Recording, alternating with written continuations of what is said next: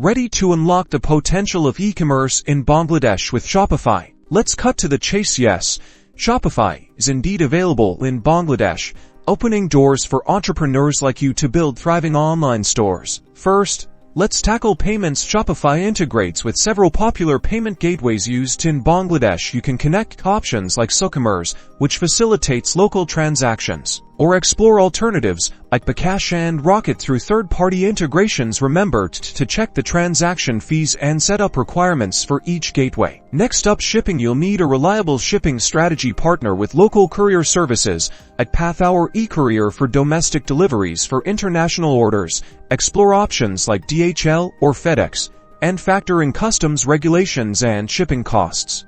Now, let's talk regulations. Familiarize yourself with Bangladesh's e-commerce laws and regulations. Ensure your business complies with VAT, consumer rights, and data protection laws to avoid any legal hiccups down the road. The e-commerce market in Bangladesh is booming, presenting huge opportunities for growth. By leveraging Shopify's platform and understanding the local landscape, you can create a successful online business. So, are you ready to take your business online with Shopify in Bangladesh? Start exploring, and remember to do your research on payment gateways, shipping, and regulations. Good luck.